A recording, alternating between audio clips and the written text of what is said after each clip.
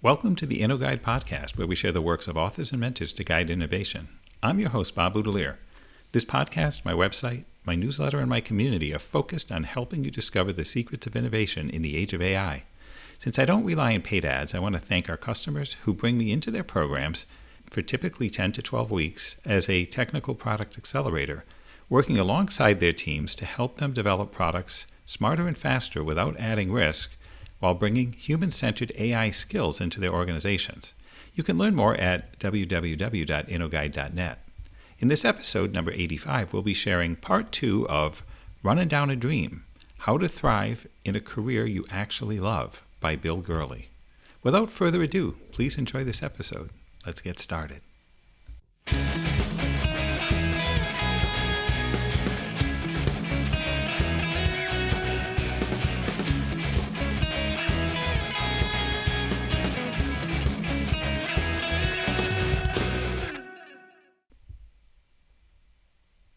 Profile 5.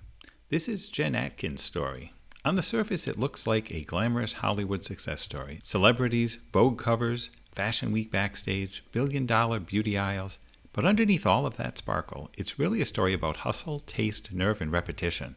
It's about a kid from a sheltered Mormon upbringing in southwestern Utah and Oahu's North Shore who didn't even know hairstyling was a real career, and who somehow willed her way into the center of the beauty world anyway. As a child in the 80s and 90s, Jen was a pop culture sponge. While other kids around her were memorizing scripture, she was devouring Tiger Beat and Bop, watching MTV, and studying the fold-out posters of Paula Abdul and the New Kids on the Block. She loved makeover scenes in movies like Mr. Mom, Troop, Beverly Hills, and Don't Tell Mom the Babysitter's Dead. Those scenes weren't just about hair and clothes. To Jen, they represented transformation itself, the thrilling possibility that changing how someone looked could help change how they felt. So she started practicing young, first on her little sister Marcy, long before she had any roadmap for how a person actually turns that instinct into a profession. After high school, with most of her peers expecting to stay close to home, marry young, and live conventional lives, Jen had a brush with a bigger world. She visited the set of Where the Red Fern Grows, where Dave Matthews, making his feature film debut, asked her what she wanted to do with her life. For the first time, she said it out loud. She wanted to work in beauty and move to New York or L.A. Matthews told her she should go for it. That simple encouragement landed with enormous force, and to Jen it felt like permission. So she sold her car, packed up, and moved to L.A. with her best friend, and arrived with no formal training, no industry connections, and just $300. What happened next is a masterclass in optionality. In the early 2000s, before smartphones, Jen had to search job listings in newspapers and Craigslist, navigating LA with a Thomas Guide atlas. One afternoon, while interviewing at a coffee shop for a receptionist job, a woman overheard her and offered her a front desk position at Estilo, one of Beverly Hills' hottest salons. That wasn't magic. That was the kind of luck that only seems to find people already in motion. At Estilo, she got an education far beyond answering phones. Yes, sometimes she was feeding parking meters for clients like Bette Midler or Stevie Nicks, but more importantly, she was studying everything: how stylists handled clients, how the salon manager built trust, what made people feel beautiful, and what absolutely did not. She also saw the shadow side: addiction, overspending, insecurity, status games. She learned as much from the mistakes around her as from the mastery. And she worked relentlessly. Unable to afford Vidal Sassoon's $21,000 beauty school tuition, she enrolled in a free cosmetology program at the Abram Friedman Occupational Center. For months, she did school in the morning, the salon in the afternoon, and restaurant hostess shifts at night. She assisted stylists whenever she could. Exhausting? You bet, but she loved it. That's another pattern in Jen's story. She kept chasing reps, more experience, more exposure, more chances to improve. She worked with Chris McMillan, the stylist behind Jennifer Aniston's Rachel, assisted Lenny Lecomte on Madonna's tour, styled dancers, worked for John Galliano, built relationships with mentors like Sally Hirschberg, and became Sofia Vergara's preferred stylist as Modern Family took off. Then there's perhaps the most Jen Atkin detail of all. For years, she paid her own way to Paris Fashion Week and snuck backstage by glancing at security clipboards and confidently saying a name.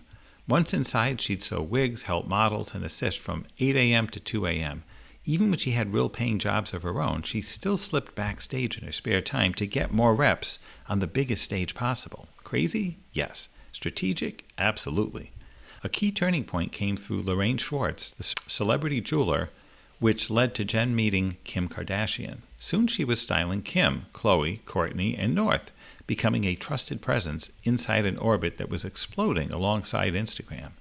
Jen saw early that social media could be more than vanity. It could be leverage. So she built her own platform long before tutorials flooded TikTok. Then came the call every stylist dreams about. Gwen Stefani's team needed her at once for a Vogue shoot with Annie Leibovitz.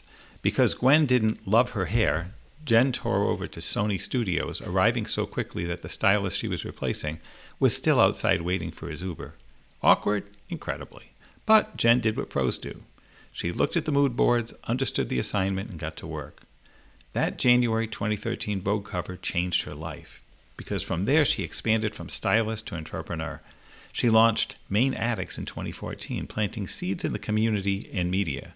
Then came Way in 2016, built on her conviction that hair products could be better, less old lady or little girl, and more modern, useful, and aspirational.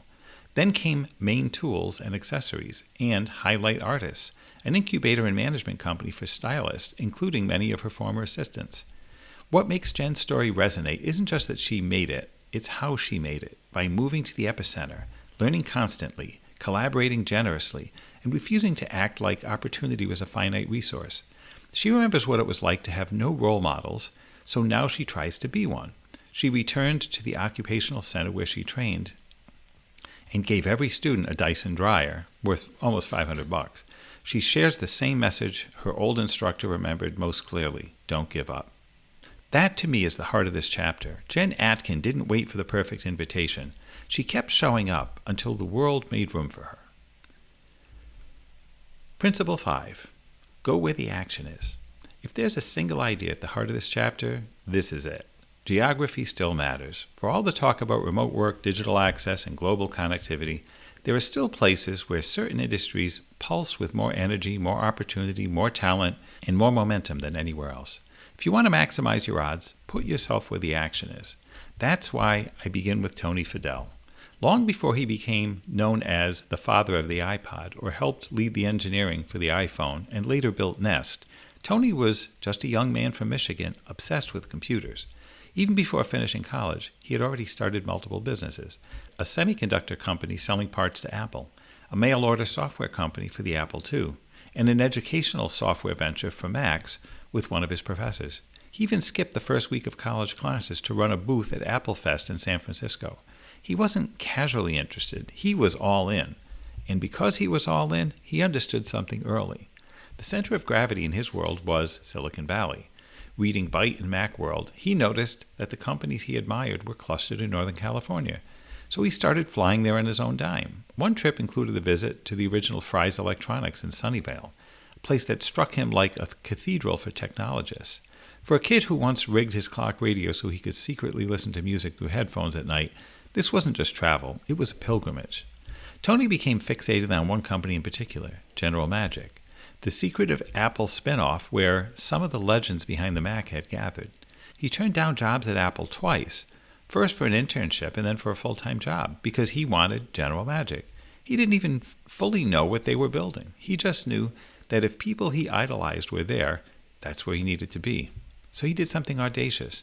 He found the company's address in the yellow pages, drove over unannounced, walked into an almost empty office patrolled by security dogs, and handed over his resume to two exhausted-looking employees.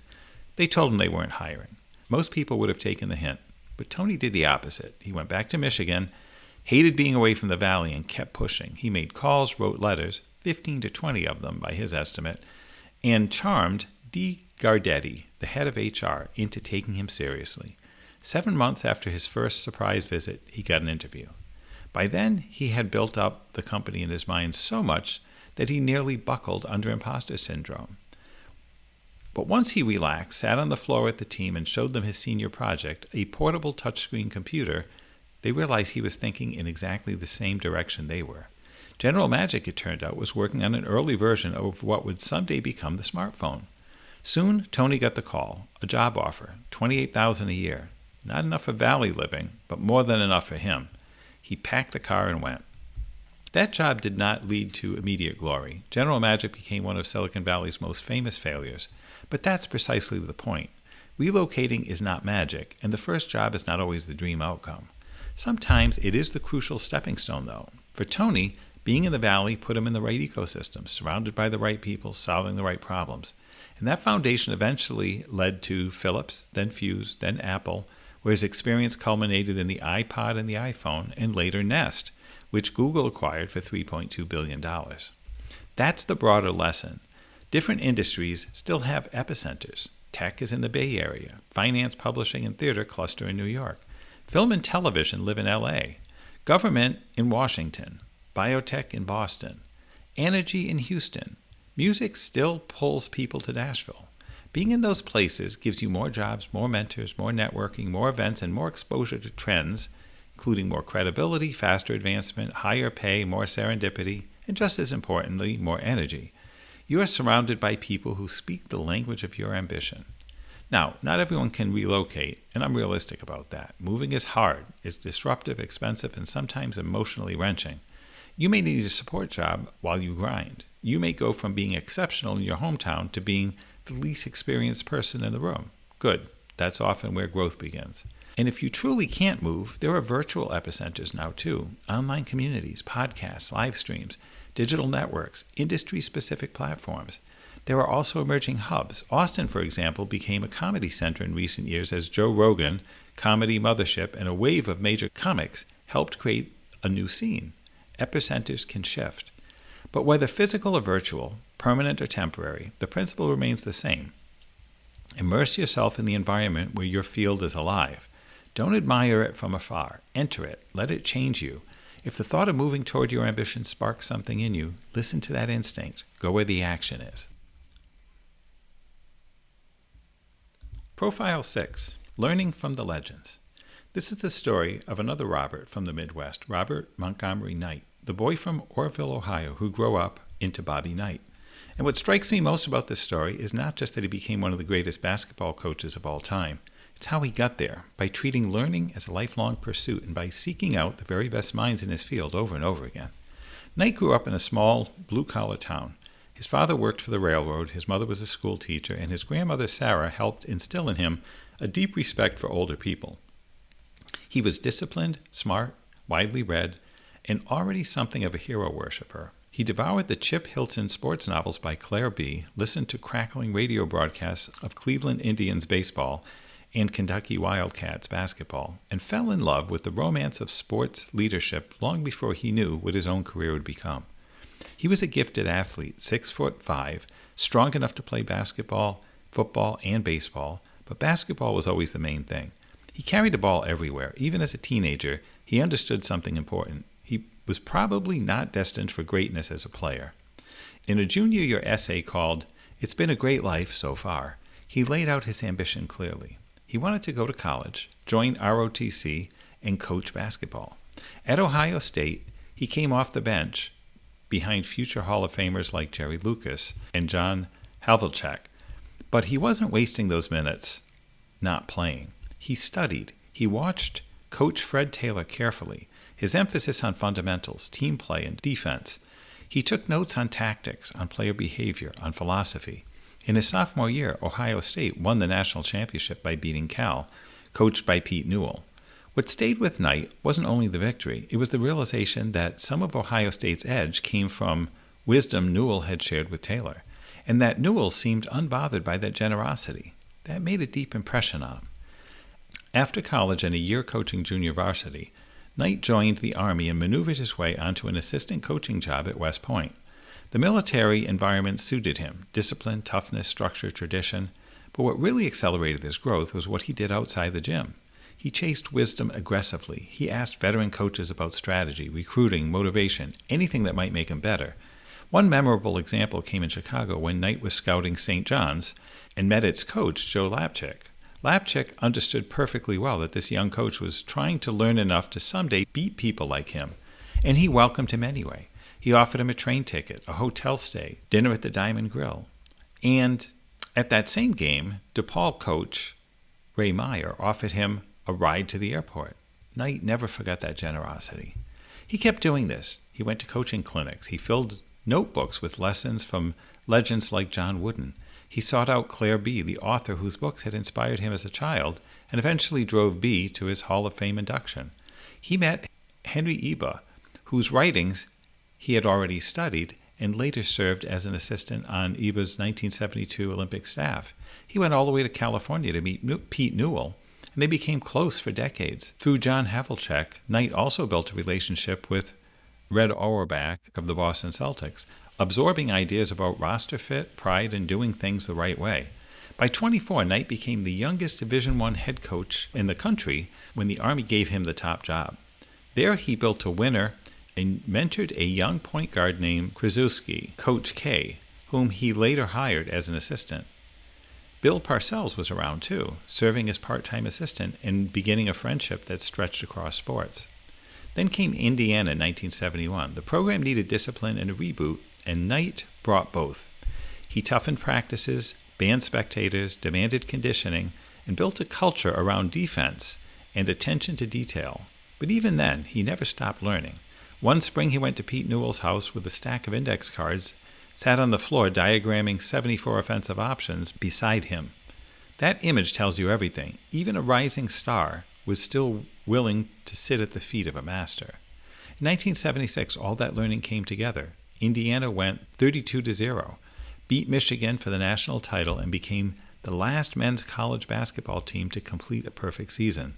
That team reflected everything Knight had absorbed: Eba's defense, Newell's offense, and Lapchick's mental discipline. Yes, Knight's career would later include controversy, and his temper is impossible to ignore. But I think the deeper legacy is his coaching tree and his willingness to pass on what had been given to him.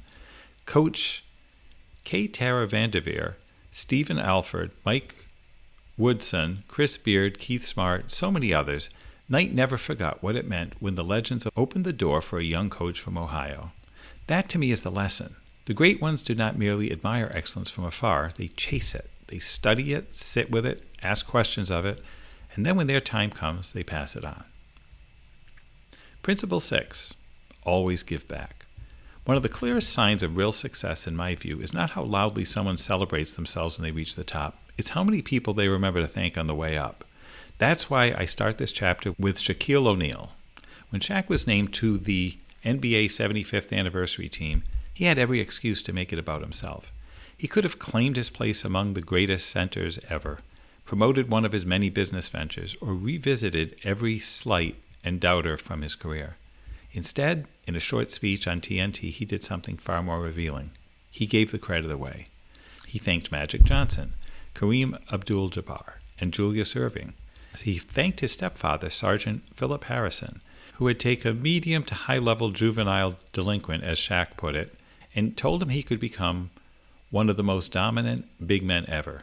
He remembered the exact lesson: study Bill Russell, Kareem, and Wilt Chamberlain. He thanked his mother, his friends, his coaches, David Robinson, Patrick Ewing, Jerry West, even Charles Barkley, joking that Barkley taught him how to be ferocious. Then, in a rare emotional moment, Shaq admitted humility that surprised a lot of people. He said he didn't do it alone. He said he did it with all these guys. That's the spirit of this principle. Don't wait until retirement to give back. Don't treat gratitude, mentorship, and generosity as things you do once you've already won. Give back throughout the entire journey. I think one of the most useful ways to understand this is through the idea of finite and infinite games, from James P. Carse's Finite and Infinite Games book. A finite game has a winner, a loser, and an endpoint. A career is not that. A career is an infinite game. There is no single winner. Many people can succeed at once. In fact, they often do that together. So it's not a zero-sum game. Once you truly understand that, it changes your behavior. You stop thinking, if I win, someone else must lose. You stop operating with sharp elbows. You stop hoarding credit. You realize that collaboration, not combat, is what sustains a meaningful career. Real success is communal. It's built on goodwill. And goodwill is one of the cheapest, most powerful forms of value you can create. That can mean something as simple as a note. In 2013, Anthony Hopkins binge-watched Breaking Bad and was so blown away by Bryan Cranston's performance as Walter White that he wrote him a letter. Not a vague compliment, a real letter. He called Cranston's performance the best acting he had ever seen and compared the show to Shakespearean and Greek tragedy. Think about what that must have meant. One of the greats taking time to tell another artist with sincerity, "I see what you did, and it was extraordinary." That's the model. Send the note. Write the email. Better yet, handwrite it. Thank people when you hit a milestone. Laurie Bartlett did the same in an acceptance speech, naming more than 30 people who helped her. It cost her nothing. But to the people she thanked, it may have meant everything. And don't limit this generosity to mentors or superiors. Thank peers. Thank junior colleagues. Thank competitors. I would even challenge you to send a sincere note to someone at a rival firm or someone who competed for a role you wanted. Recognize something they did well. That's an infinite game move. Giving back also means teaching. Some people wrongly believe that sharing knowledge weakens their edge. The opposite is usually true. Teaching sharpens your mastery and expands your influence. That's why people like Aaron Sorkin, Martin Scorsese, Stephen Curry, and even poker legends like Phil Ivey and Phil Hellmuth are willing to teach. The act of explaining what you know deepens what you know. And ultimately, this becomes part of how a career should be judged, not just by titles, money, or wins, but by the wake of people behind your boat. Bobby Knight's coaching tree, Mike Leach's disciples, spreading the air raid offense across football, Arnold Summerfield shaping modern physics through Nobel-winning students, Lee Strasberg shaping generations of actors, George C. Marshall elevating Eisenhower, Patton, and Bradley, Del Close training comics like Bill Murray, John Belushi, Tina Fey, and Stephen Colbert. That's the real measure. How many careers have you helped? How many people are better because you took the time? In the end, your legacy won't just be what you achieved, it will be what you gave away. Profile 7. The Music Man. The Music Festival Man.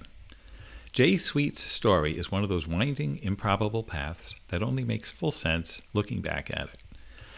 Growing up in Essex, Massachusetts, he was lonely and deeply insecure, especially during his years at St. George's boarding school, where he was much younger than everyone else. Music became his refuge. He disappeared into punk, jazz, and Tuvan throat singing, the Grateful Dead, the Allman Brothers. He made mixtapes constantly for friends, family, even strangers at a diner, pairing songs with the care of someone already curating experiences. Even if he didn't know it yet, that was the skill he was developing. At the University of Colorado Boulder, Jay wanted to study journalism, but his grades pushed him into poetry instead. And that actually fit him better than it appeared. He didn't want to be a conventional poet. He wanted to write lyrics to become the next Robert Hunter or John Barlow for some future great band. He was so determined to get closer to his heroes that he maneuvered his way onto an environmental magazine assignment just to get a press pass to a Grateful Dead show. He even used a backstage interview with Bob Weir to fish for clues about meeting Barlow. Later, he took a kayaking job in Jackson Hole, partly because Barlow lived nearby. He was, by his own admission, always plotting. Still, the dream wouldn't fully open. Pressured by political realities, he earned a master's in education and became an English teacher at Princeton Day School. But even there, music kept pulling him forward.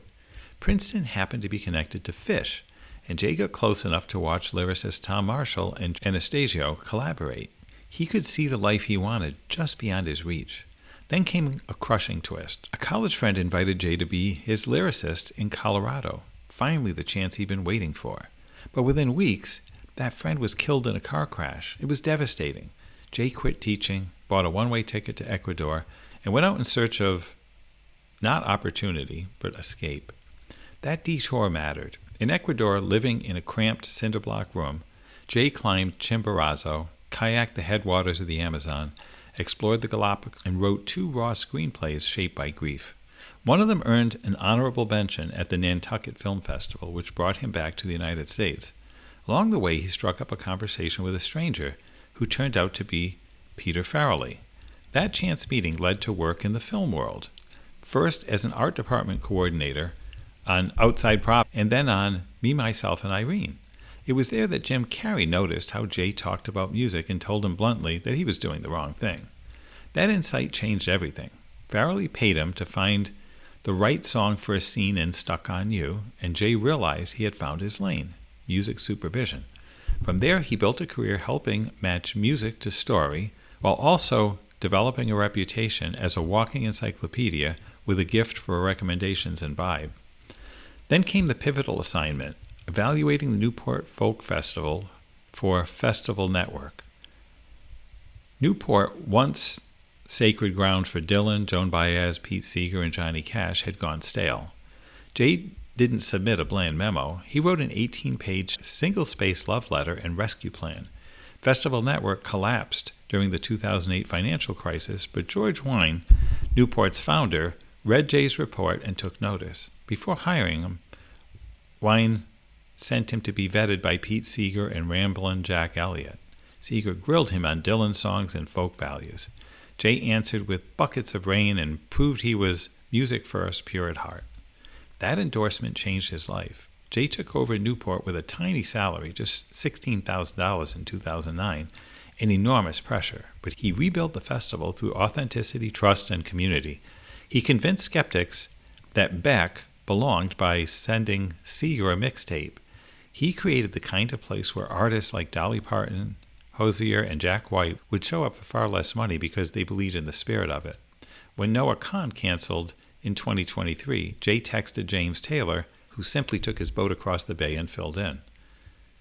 Today, Newport sells out in under a minute. Jay has also helped fund music education, including giving instruments to kids who otherwise wouldn't have access. That feels like the perfect ending to his story. The lonely kid who once used music to survive now builds a musical sanctuary that gives hope and belonging to thousands. It's never too late, success at any age. Let's talk about regret. Not the kind that comes from mistakes you made, but the kind Daniel Pink calls boldness regrets in his book, The Power of Regret. The quiet aches of risks never taken, dreams deferred, passions traded in for safety and stability. Those regrets have a way of growing louder with time. But here's the thing. Regret can also be a motivator, and it's never too late to act on it. History is full of people who found their calling later than expected. Toni Morrison published her first novel at 39. Ray Kroc bought his first McDonald's franchise at 52. Samuel L. Jackson broke through at 43. Julia Child didn't publish her landmark cookbook until she was 49. The point is simple. The best time to start may have been 20 years ago, but the second best time is right now. Take Estee Lauder. She grew up in Queens, the daughter of Hungarian Jewish immigrants, obsessed from childhood with what she called touching faces. Her uncle, a chemist, arrived with creams and lotion formulas when she was 16, and Estee started mixing, experimenting, and selling to anyone who would listen. For years it was just a hobby. She gave products away for free, never thinking of it as a business. Then a salon owner noticed her glowing skin and asked what she used. That conversation turned into a concession stand in the salon, and that was the moment the hobby became a career. She was already in her 30s. By 38, she and her husband committed their entire savings to launch the Estee Lauder Company. Her first big break came when she handed out free lipstick samples at a Waldorf Astoria charity event, causing society women to flood Saks Fifth Avenue asking for the product. Saks sold out of her inventory in 2 days. That was a clever move. In 1953, she created Youth Dew, a bath oil doubling as an everyday perfume, which transformed the industry. By the time she died in 2004, Estee Lauder was one of the most influential, self-made businesswomen of the 20th century. Today, the company does over $15 billion in annual sales. Then there's Julia Child, who sat down to lunch in Rouen, France in 1948. At age 36, took a bite of the sole meunier that changed everything. She barely knew how to boil an egg, but that dish lit a fire. Within weeks, she enrolled at Le Cordon Bleu in Paris, one of the few women in a class full of young GIs, nearly a foot taller than some of her instructors. She didn't speak French either. She graduated in 1951, partnered with Simone Beck, and spent 9 years testing and retesting hundreds of recipes. Mastering the Art of French Cooking was published in 1961 when Julia was 49. 2 years later, at 51, she debuted as the French chef on public television and became America's first celebrity chef, appearing on television well into her 80s. Sal Khan's story starts differently. He was a successful hedge fund analyst in his late 20s when his 12-year-old cousin Nadia asked for help with math. He tutored her remotely, then started posting informal video lessons on a then-obscure site called YouTube. Strangers found them and wrote in saying they'd finally understood algebra for the first time. Sal kept going nights and weekends while working full-time. In 2009, in his early 30s with a new baby at home, he quit the hedge fund and went all in on Khan Academy. It was a terrifying leap, but Bill Gates praised his videos publicly. Google awarded a major grant and the platform exploded. Today, Khan Academy has over 180 million registered users in 190 countries.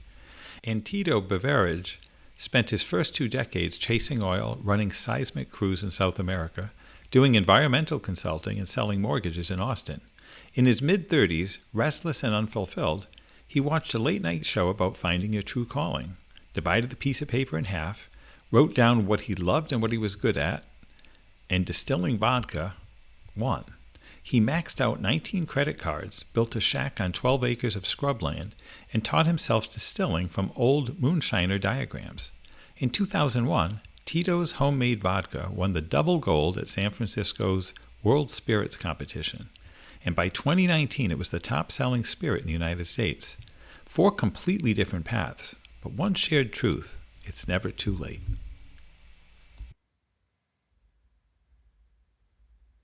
Profile 8. Trusting the process.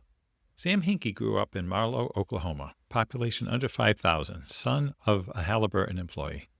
He was a 2-sport athlete in high school, defensive back, point guard, but at 5'9" and 140 pounds, his playing days ended there. What didn't end, though, was his love of numbers. Sam was his school's valedictorian, fascinated by exponential growth, and he headed to the University of Oklahoma to study finance. His path toward a dream job started with a lunch conversation at Bain Capital, where he was working as a young analyst. A mentor went around the table asking everyone what they'd do if they could do anything. Most said private equity or CEO. Sam said sports GM. They laughed at him. That made him furious and even more determined, though. He kept his head down at Bain, got relocated to Sydney, and watched the sports world begin to shift. Mark Cuban bought the Mavericks, John Henry bought the Red Sox, and hired 28-year-old Theo Epstein as GM.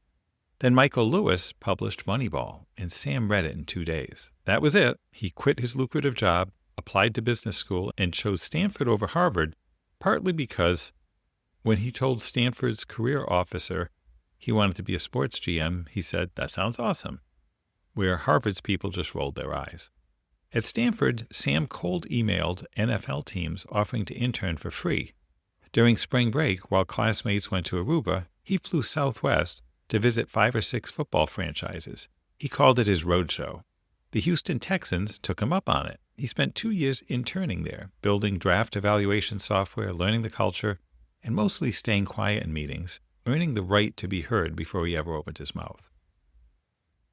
After graduating in 2005, Sam had a 2-hour conversation with Houston Rockets owner Les Alexander about using data to make better basketball decisions.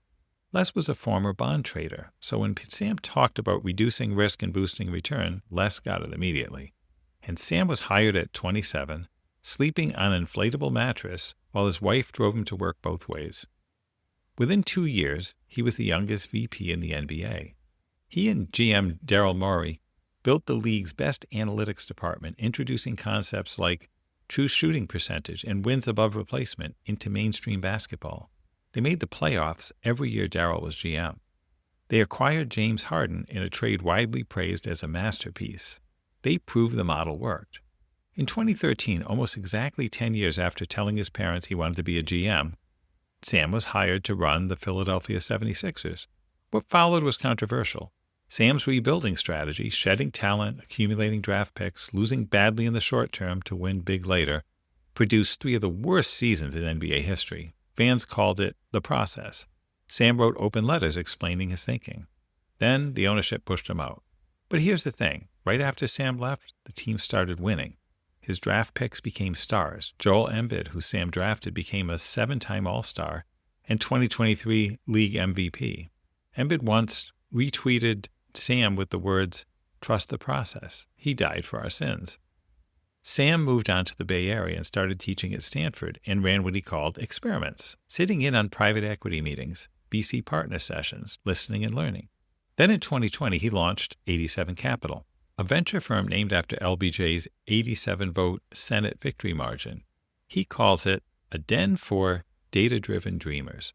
Sam found a second dream job, and he seems genuinely happy. He loves the people he works with. He loves the abundance mindset of the Valley, loves being surrounded by curious, bright colleagues, and he still teaches. He still mentors. He still reads voraciously with thousands of books lining an entire wall of his home. Sam always said, the longest view in the room wins, and his career proves it. Conclusion. It ain't easy. Let's be honest about something. Everything we talked about in this book, following your passion, chasing your dream job, betting on yourself, none of it is easy. Theodore Roosevelt said it best. Nothing worth having comes without effort, pain, and difficulty. And I want to make sure you leave with that truth firmly in hand. I wrote this book to give you permission and courage to pursue a career that genuinely excites you. But I always deliver a two-part warning. First, make sure the passion is real and deep, not just a passing interest. And second, none of these principles are a substitute for hard work. They work alongside hard work, and that combination is what leads to success. It starts with identifying your core curiosity. James Clear has a simple rule. Optimize for enthusiasm. Make choices that leave you feeling energized and interested. Pay attention to what pulls you in and do more of it. Then become the most voracious learner in your field. If that kind of relentless learning feels like a burden, you're probably in the wrong field. But if it feels like fun, there's your signal. Many of the people in this book literally turned a hobby into a career. You may also need to start at the very bottom. Lori Bartlett started as an executive assistant. Jen Atkins started as a receptionist. Danny Meyer left a high-paying sales job to take an entry-level restaurant position. David Geffen, Barry Diller, Mike Ovitz, they all started in the Hollywood mailroom. The point is simple. Get in the door first, then prove yourself. You'll likely need to take risks that feel excessive to the people around you. Bob Dylan hitchhiked to New York with $10 in his pocket. Jen Atkin moved to Los Angeles with $300. Sam Kahn walked away from a hedge fund salary to build a nonprofit, giving himself 1 year to make it work. Tito Beveridge maxed out 19 credit cards to build a distillery in a backyard shack. These weren't reckless people. They were deeply committed ones. You'll also need to absorb tough feedback without losing momentum. When Dylan's early performances got press, a leading folk artist told the writer he couldn't sing, could barely play, and didn't know much about music. His first album sold just 5,000 copies, but he kept going. Lori Bartlett was told by a boss she wouldn't be promoted because she was, in his words, too fat. Her father told her to use that momentum as fuel, and she did. Tito faced skepticism at every turn. No craft distilleries existed in Texas. State law was a maze, and investors said no. He refused to let any of that stop him. And you'll almost certainly face failure. Jay Sweet's dream of becoming a lyricist collapsed when his closest collaborator died suddenly. Then, the festival company he'd invested years building fell apart in the 2008 financial crisis. That second failure is precisely what pushed him toward Newport, where he became a legend. The key is channeling it forward rather than giving up. At South by Southwest in 2022, a young woman asked a question I've heard hundreds of times. Everyone tells me the music industry is too hard, that I should get a real job and keep music as a hobby. Music industry veteran Greg Lerman answered immediately. He said he'd never met a single person willing to put in the long days and do the hard work who didn't find a career in a business they loved. Not all get rich, but every single one found their place. And that's the whole point of this book. Work doesn't have to be just work. Life is a use it or lose it proposition. How do you want to use yours? So we've reached the end of Running Down a Dream, How to Thrive in a Career You Actually Love by Bill Gurley. After reading this book, there's an awful lot to digest. Bill Gurley does a nice job of helping us all assess whether we're in the right job or not, or how to optimize our time at work so that it doesn't feel like work. I really enjoyed the book. I highly recommend getting a copy. There's also an additional chapter in the book where Bill Gurley talks about his experience, his time as a venture capitalist as well. So again, highly recommend picking up a copy. Remember that our website is www.innoguide.net, where we have many resources for innovators, including those who want to get timeline slip under control in their medical product development process, those who want to use AI in their development process, and those who want to learn how to use automations to help with that process. And lastly, those who want to build medical products that will support embedded AI now or in the future. And know you'll be learning it from someone who's worked in medtech for 30 years and has led teams who developed and delivered 66 medical products. I want to thank Steve McIntyre for producing this, and I really want to thank you for joining us. I look forward to seeing you next time. That's a wrap.